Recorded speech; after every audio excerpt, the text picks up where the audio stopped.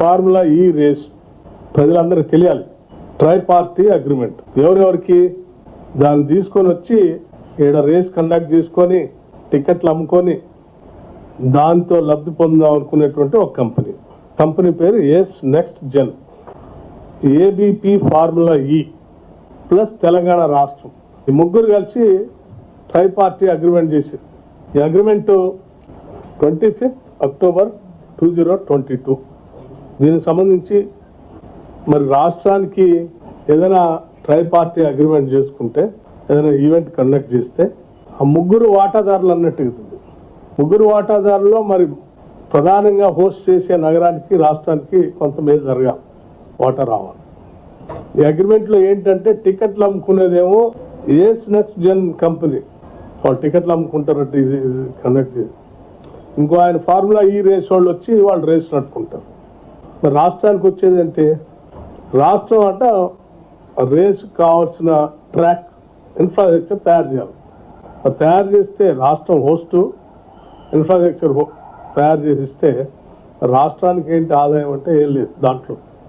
అంటే రాష్ట్రాన్ని మీ అవసరాల కోసం ఒక కంపెనీ ఎస్పీవి లాంటిది ఒక కంపెనీ పెట్టుకొని ఆ కంపెనీ ఆ ఫార్ములా ఈతో అగ్రిమెంట్ చేసుకొని ఇవో మాకు రాష్ట్రం అందుబాటులో ఉంది వచ్చి సంతకం పెట్టిస్తాం చేసుకోండి అన్నారు. సరే, ఈ ఫార్ములా ఈ రేస్ వాళ్ళకి ఫీజు కట్టాలి. వాళ్ళు వచ్చినందుకు ఈ ఆర్గనైజ్ చేసి టికెట్లు అమ్ముకునే వాళ్ళు ఫీజు కట్టాలని అగ్రిమెంట్ ప్రకారం వాళ్ళేం ఫీజు కట్టాలా, state government track infrastructure develop చేయాలి. ఫీజు కట్టాలని చెప్పినటువంటి కంపెనీ టికెట్లు అమ్ముకున్నారు, వెళ్ళిపోయారు విత్డ్రా చేసుకొని. ఈ ఫార్ములా ఈ రేస్ ప్రకారం 4 రేసులు కండక్ట్ చేయాలి. వాళ్ళు చేశారు, చూసుకున్నారు, ఎంతవరకు వచ్చినా చూసుకున్నారు, తీసుకున్నారు, వెళ్ళిపోయారు.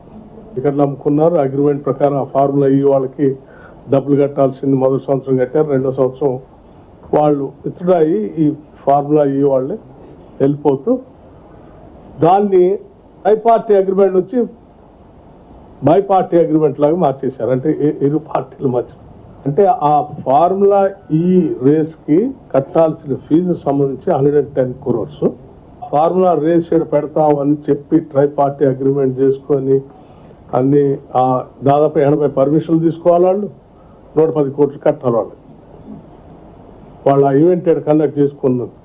సో ఆ 80 దాదాపు కేంద్ర రాష్ట్ర ప్రభుత్వాల నుంచి తీసుకోవాల్సినటువంటి 80 పర్మిషన్లకు సంబంధించింది వాళ్ళకి కట్టాల్సిన 110 కోట్లకు సంబంధించి వాళ్ళు కట్టకుండా తీసుకొచ్చినటువంటి వాళ్ళు వదిలేసి రాష్ట్రం మీద బై పార్టీ అగ్రిమెంట్ లాగా ఎంఓయూడి డిపార్ట్మెంట్ తో స్టేట్ గవర్నమెంట్ చేశారు. మొదటి దాంట్లోనే ఏం లేదు. ఇక రెండో అగ్రిమెంట్కి వచ్చేవారికి డబ్బులు కట్టాలట, పర్మిషన్లు కూడా అన్ని ఇలా తెచ్చుకోవాలి, స్టేట్ గవర్నమెంట్ తెచ్చేయాలట. మరి స్టేట్ గవర్నమెంట్కి ఏంటి దీంట్లో వచ్చే ఆదాయం?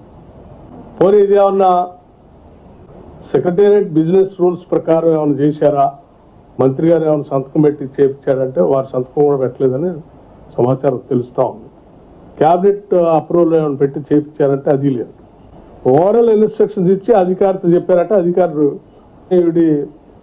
స్పెషల్ సెక్రటరీ గారు, స్పెషల్ చీఫ్ సెక్రటరీ గారు అగ్రిమెంట్ చేసేసి సంతకాలు పెట్టేసి ఈ 110 కోట్లు కట్టాల్సిన దాంట్లో 55 కోట్లు ఆల్రెడీ కట్టేసి మిగతా ఇన్స్టాల్మెంట్స్ కోసం 2 ఇన్స్టాల్మెంట్స్ అట్లా పెట్టేసి, అంటే ఇది ఇప్పుడు ఆ 2 ఇన్స్టాల్మెంట్స్ కోసం, 3rd ఇన్స్టాల్మెంట్ కోసం ఆ 55 కోట్ల కోసం ఫార్ములా ఈ వాళ్ళు స్టేట్ గవర్నమెంట్కి నోటీస్ ఇచ్చారు, మీరు అవి డబ్బులు కట్టాలి. గవర్నమెంట్ డిసెంబర్ 7వ తారీఖు నాడు ప్రమాణ స్వీకారం చేసింది. వీళ్ళ సంగతి ఏందో తెలుసుకుందాం. ఇదేంది వారు మాజీ మంత్రి గారు ట్విట్టర్లోను నగర ఇది రాష్ట్ర బ్రాండ్ ఇమేజ్ అంతా పోతాం, తెచ్చినవన్నీ పోగొట్టేస్తాం. అరే పచ్చిగా రాష్ట్రాన్ని అమ్మకానికి పెట్టి ఒకటేమో ఆ కంపెనీకి వస్తుంది, ఇంకోటి ఫార్ములా. రాష్ట్రం ఏంటి రాష్ట్రానికి వచ్చే ఆదాయం వీటన్నిట్లో అంటే ఏం లేదు. వాళ్ళు వచ్చి అక్కడికి వచ్చి చూసిపోతే హైదరాబాద్ నగర ఇమేజ్ పెరుగుతుంది. వాళ్ళు చూసిపోవటానికి 110 కోట్లు కట్టాలా.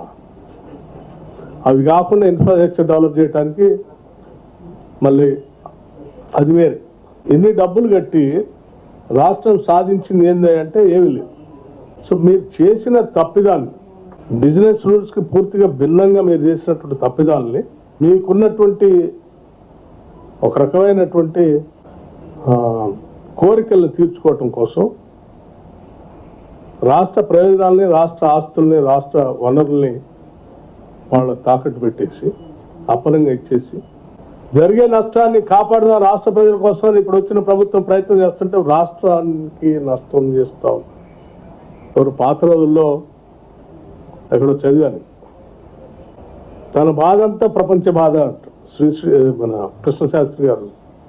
నీ బాధ అంతా రాష్ట్ర బాధలాగా మార్చేస్తే ఎట్లా మీరు? మాకే రాష్ట్ర బాధ అంతా మా బాధలాగా మారి ఈ రాష్ట్రాన్ని కాపాడటం కోసం ప్రయత్నం చేస్తున్నారు.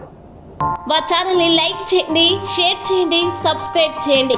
మరిన్ని అప్డేట్స్ కోసం పక్కనే ఉన్న బెల్ బటన్ నొక్కండి.